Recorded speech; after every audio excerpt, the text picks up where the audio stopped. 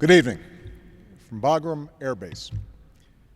This outpost is more than 7,000 miles from home, but for over a decade, it's been close to our hearts. Because here in Afghanistan, more than 500,000 of our sons and daughters have sacrificed to protect our country. Today I signed a historic agreement between the United States and Afghanistan that defines a new kind of relationship between our countries. A future in which Afghans are responsible for the security of their nation, and we build an equal partnership between two sovereign states. A future in which war ends and a new chapter begins. Tonight I'd like to speak to you about this transition. But first, let us remember why we came here. It was here, in Afghanistan, where Osama bin Laden established a safe haven for his terrorist organization. It was here in Afghanistan where al-Qaeda brought new recruits, trained them, and plotted acts of terror.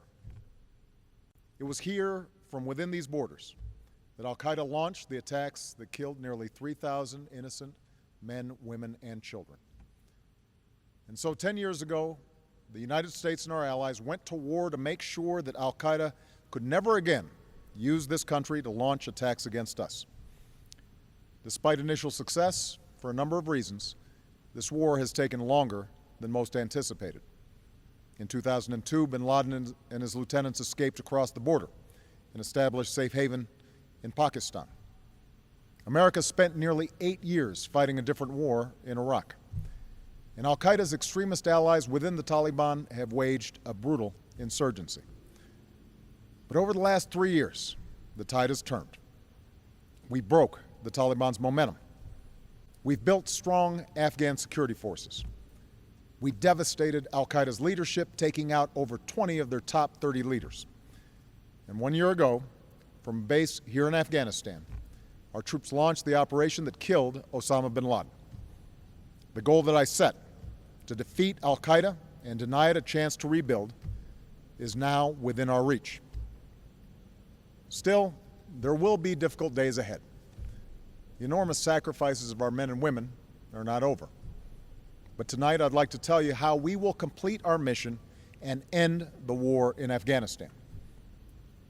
First, we've begun a transition to Afghan responsibility for security. Already nearly half of the Afghan people live in places where Afghan security forces are moving into the lead. This month, at a NATO summit in Chicago, our coalition will set a goal for Afghan forces to be in the lead for combat operations across the country next year. International troops will continue to train, advise, and assist the Afghans and fight alongside them when needed. But we will shift into a support role as Afghans step forward. As we do, our troops will be coming home.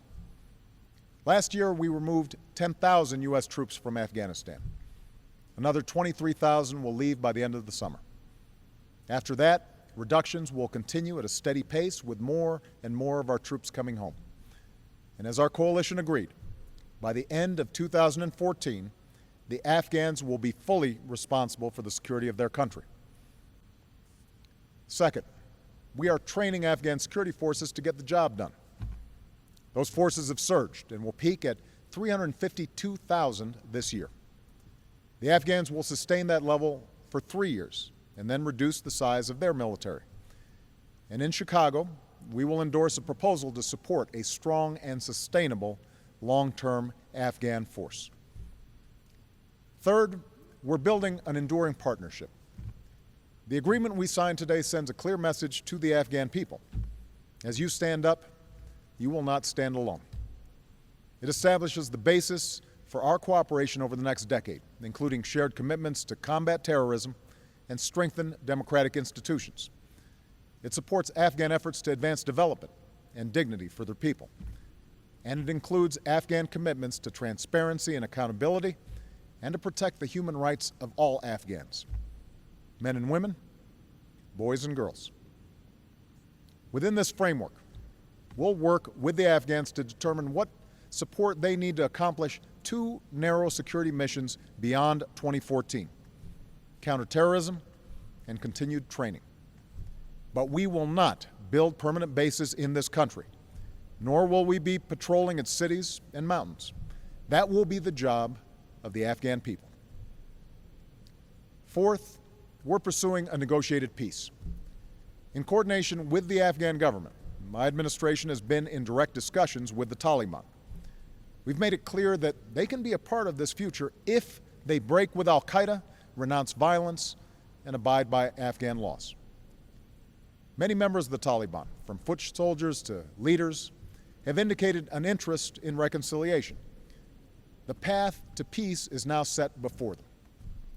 Those who refuse to walk it will face strong Afghan security forces backed by the United States and our allies. Fifth, we are building a global consensus to support peace and stability in South Asia. In Chicago, the international community will express support for this plan and for Afghanistan's future. And I have made it clear to its neighbor, Pakistan, that it can and should be an equal partner in this process in a way that respects Pakistan's sovereignty, interests, and democratic institutions. In pursuit of a durable peace, America has no designs beyond an end to al-Qaeda safe havens and respect for Afghan sovereignty.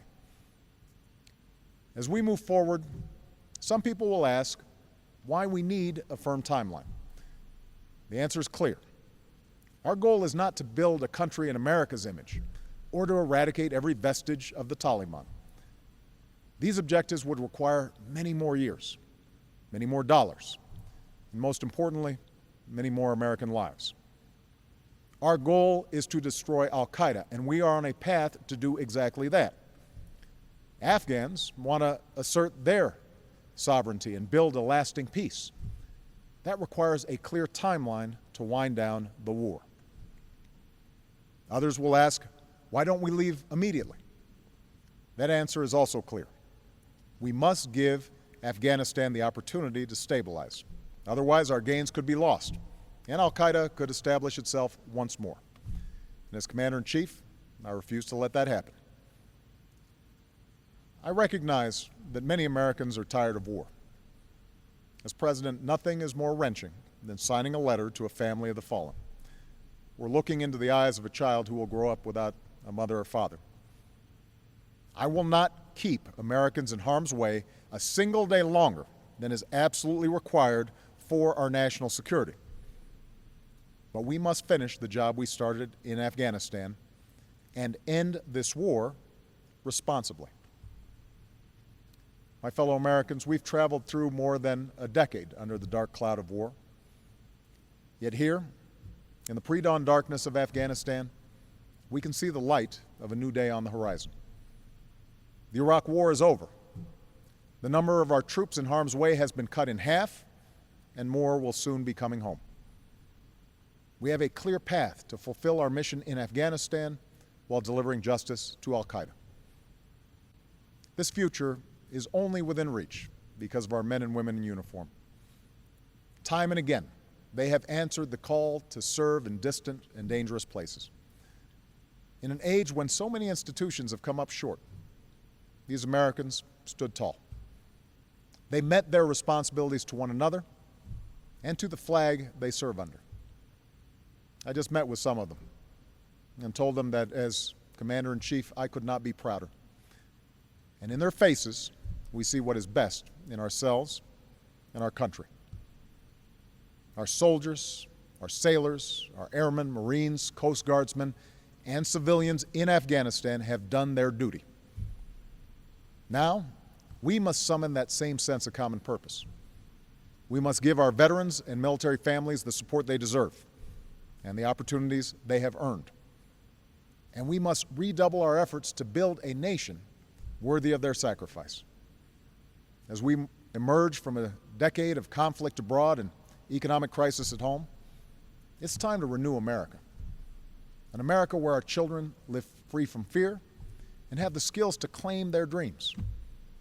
A united America of grit and resilience, where sunlight glistens off soaring new towers in downtown Manhattan, and we build our future as one people, as one nation. Here in Afghanistan, Americans answered the call to defend their fellow citizens and uphold human dignity. Today we recall the fallen and those who suffered wounds, both seen and unseen. But through dark days we have drawn strength from their example and the ideals that have guided our nation and lit the world. A belief that all people are created equal and deserve the freedom to determine their destiny. That is the light that guides us still. This time of war began in Afghanistan, and this is where it will end. With faith in each other and our eyes fixed on the future, let us finish the work at hand and forge a just and lasting peace. May God bless our troops, and may God bless the United States of America.